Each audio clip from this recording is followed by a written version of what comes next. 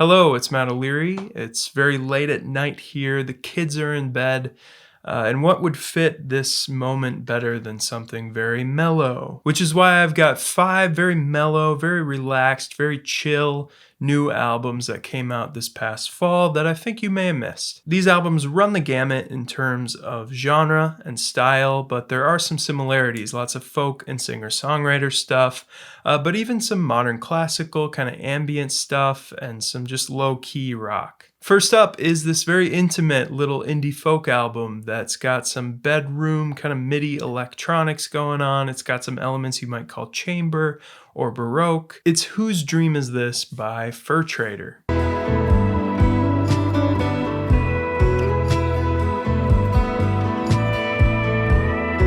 There's a lot of really pretty acoustic guitar on this album, lots of great chord progressions. All I Do Is Beg is a track that has a pretty tried and true Americana sound to it, but these odd chord shifts and some unexpected movement in that sense just give it some intrigue and some added color to the experience. The song Bedouin is pretty similar. It's got this classic sounding pedal steel part to complement the winding finger-picked acoustic. Kind of reminds me of Steven Steinbrink's music, if you know him. But on a more accessible note, if you like your Bon Ivers, your Fleet Foxes, any of those indie darlings, indie folk darlings of the 2010s time, then you can't go wrong. On the Shores of Lanikai is another track that feels a little too straightforward, but then just this gorgeous chord turn takes it in a new direction, and I love those swirling electronic arpeggios and these old recordings that bridge the front and back half of the track. So it's folk, but with some progressive structures, some psychedelic era experimentation. You got some ambience in there, some sound design elements. Perfect recipe for me. This next album, for whatever reason, wasn't doing it right away, but the more time's gone on, it's just the one that I keep reaching for pretty much above everything, and I don't know what it is. It's got me.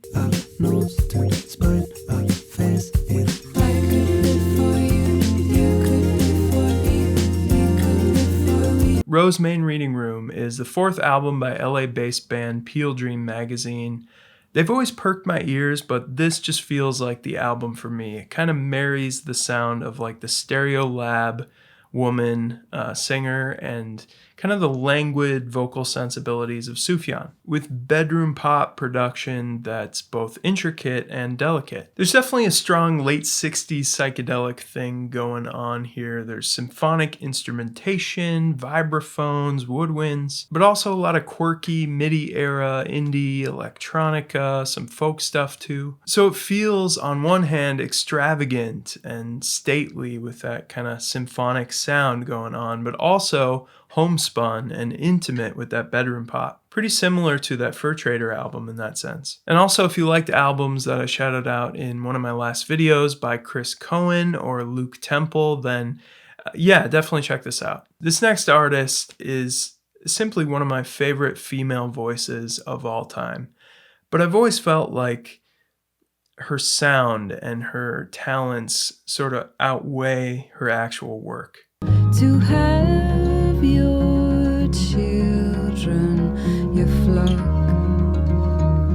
of birds. Yes, this is the 8th album by British singer-songwriter Laura Marling. It's called Patterns, and it's definitely one of her most, if not her most, subdued. With acoustic fingerpicking as the main texture here, alongside that lovely, that lavish, that delicate, but also beastly voice. What a voice. And she supports these 2 main players with some angelic vocal harmonies and some string parts penned by Gabriel himself. I mean, fit for the heavenly host. The album starts off incredibly strong with the songs Child of Mine and Patterns, just 2 outstanding songs. Songs that I feel like unfortunately dwarf everything that comes after it.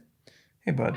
Everything about this album is beautiful and just perfect for me in a textural sense, in a sonic sense, thematically, about parenthood. It was all making sense. But the songwriting does feel a little lean at times. It feels a little underwritten as an album, and at 25 minutes, it's really more of an EP anyway. So Definitely on the short side. But the great moments are truly great. It's worth some listens, especially if you like anything soft, folky, singer-songwriter.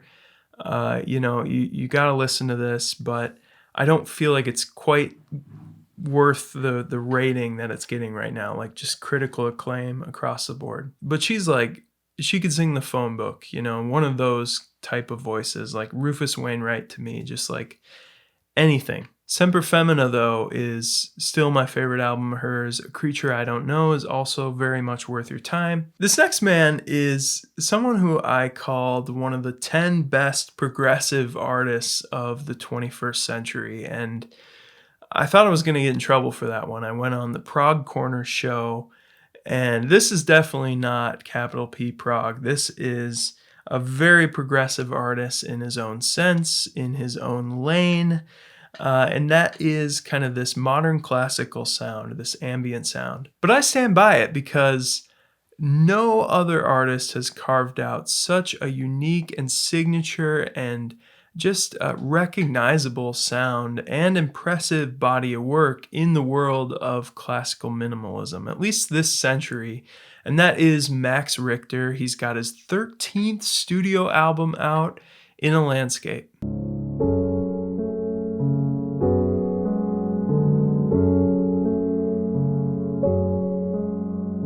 I absolutely love some of those early albums, Memory House, The Blue Notebooks, but it wasn't till Sleep in 2015, and then I think a couple years later, Three Worlds, Music from Wolfworks, that his music really stood out to me. And that latter album especially was my favorite album of that year and just blew me away. To put it simply, Richter writes these serene piano melodies mixed with very subtle strings and electronics. Some kind of darker ambient stuff as well. That's the typical recipe. It's minimalist composition that creates this very intimate emotional space. It's perfect for moments of reflection, for deep concentration. But I also feel like it's not purely utilitarian. It's very rewarding and layered when you kind of peel the layers of the onion back. Plus, it has a lot of melodic heft, and that's definitely the most important thing to me. In a Landscape is kind of back and forth between songs that sound like his classic material, with their heartbreaking, yearning, drawn out chords and these simple repetitive phrases. The classic Richter material is broken up by these interstitial field recordings and ambient tracks, and they're all called Life Study 1, 2, 3, and so on. Fans of Richter will love this, even if it doesn't stand out too much in his catalog.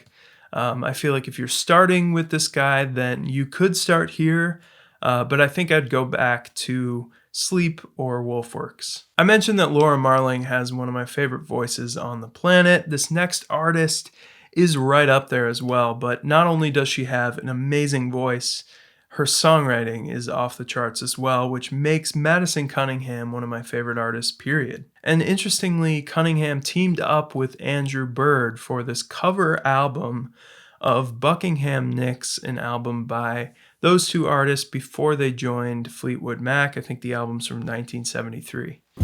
Look around but you won't see me, just a picture of what I used to be.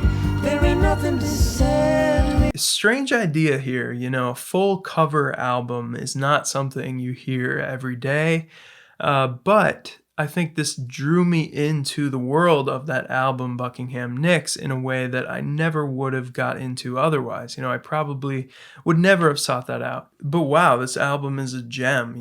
These songs are great, and they bring new life to them with their always very precise, they're very detail-oriented performances. Seasoned performers who are so good in their own right, but also have such natural chemistry together that they're able to get beyond just playing the songs. They have all the little subtleties worked out. For anyone who knows singing, the phrasing, the ability to just leap up into a high register and then back down, the character of their voices is incredible. Besides those perfect vocal harmonies, there's fingerpick guitar and strings that make up the harmonic groundwork of this sound and this kind of bare bones indie rock bass and drums as well. There's very intricate instrumentals, but also some sticky pop tracks. And after many listens to this thing, I feel like the rich tapestry has been revealed. You know, this is becoming a top 20 album of the year for me, and I didn't think it would be there at all when I first heard it. But it just keeps coming to mind. Like it just feels right in every situation. And maybe that's just the magic of Madison Cunningham.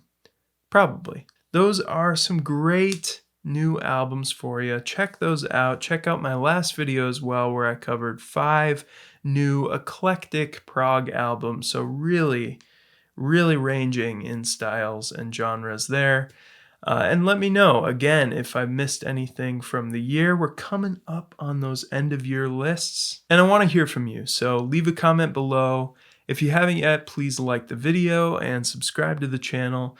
And as always, thank you so much for watching. There's blood on the beach. Picture me.